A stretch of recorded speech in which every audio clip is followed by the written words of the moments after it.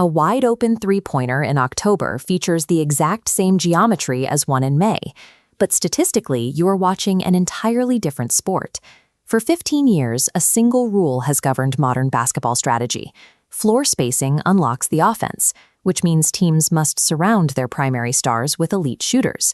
This created a specific, lucrative job description, the three-point specialist. A player shooting 38% or better signed strictly to stand at the perimeter and stretch the defense. They are rarely asked to anchor a defense, initiate plays, or rebound. NBA front offices have turned this archetype into a massive financial commitment. Based on publicly available contract data, the league is currently spending approximately $430 million per year on this specific role. Across the league's 30 franchises, that averages out to roughly $14.3 million in cap space per team. The Miami Heat allocate nearly $20 million a year to Duncan Robinson. The Dallas Mavericks committed $16 million to bring in Klay Thompson.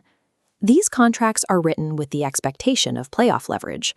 Front offices believe they are buying an elite offensive advantage that will translate to the postseason. But an analysis of 422 playoff games over the last 5 years shows that this advantage is effectively a mirage. The data proves that in the games where championships are actually decided, this specific statistical edge completely disappears. NBA front offices collectively spend nearly $500 million every year on a regular season luxury that statistically amounts to a coin flip once the playoffs begin.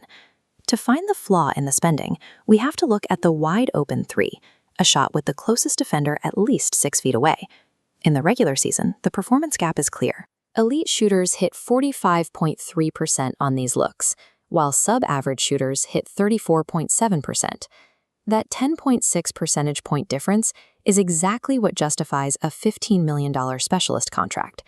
But in the playoffs, the elite efficiency drops and the sub-average efficiency rises. The gap you paid a premium for collapses to just 1.7 percentage points. This happens because of how playoff defenses behave. They often intentionally leave a sub-average shooter alone, allowing them to take cleaner, more rhythmic shots. Conversely, elite shooters face intense closeouts. Even if a shot is technically logged as wide open, the defender is usually chasing them off the line with a level of focus that is absent in the regular season. This structural pressure creates a measurable efficiency decay across the league's top specialists. It's a trend we can see in individual player data. Of the 15 highest-paid elite shooters over the last 5 seasons, 14 of them saw their three-point percentage drop significantly in the playoffs.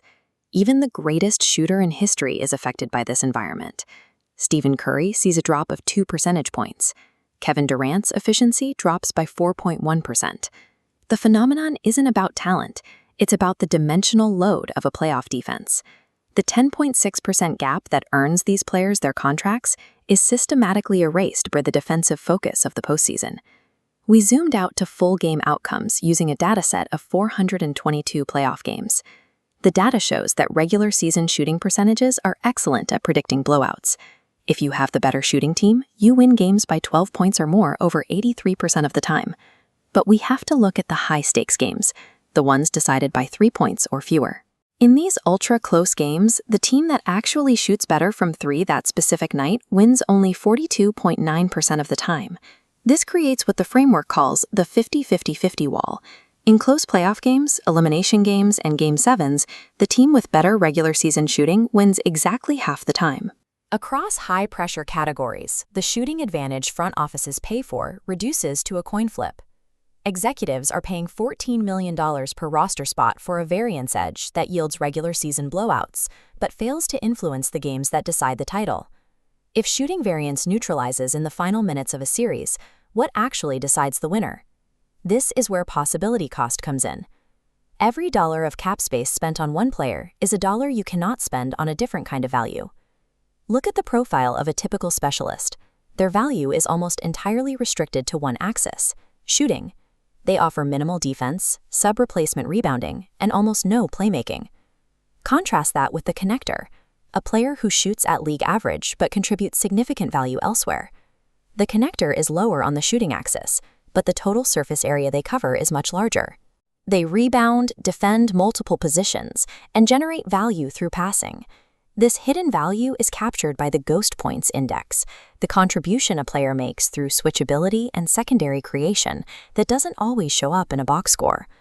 A $15 million contract for a specialist is a direct barrier. It prevents a team from using those same dollars to acquire a multi-dimensional connector. Close playoff games are heavily influenced by these secondary dimensions. By filling a roster slot with a one-dimensional shooter, a team limits its ability to compete on dimensions that matter most when shots stop falling. The data matches the roster architecture of the two teams currently winning at the highest level. By examining their construction, we can see this structural choice in action. Consider the diagonal model used by the 2025 champion Oklahoma City Thunder. Oklahoma City won the championship without a roster of premium elite shooters. Instead, they used an offensive system that generated a league-high 78.7% wide-open share for their sub-average shooters. On the other side is the Missoula model, used by the 2024 champion Boston Celtics. Boston does the opposite of OKC. They force their players to take highly contested threes, betting that the talent of their primary stars will compensate for the difficulty of the shots. But Boston's stars are not specialists. Jason Tatum defends 3 positions, rebounds at a 12% rate, and assists 4 times per game. These two champions have completely opposite shot diets and offensive philosophies, but their allocation strategy is identical. Both teams opted out of the specialist market, reinvesting their cap space into defensive size and multi-dimensional wings. Neither roster relied on a one-dimensional shooter to win.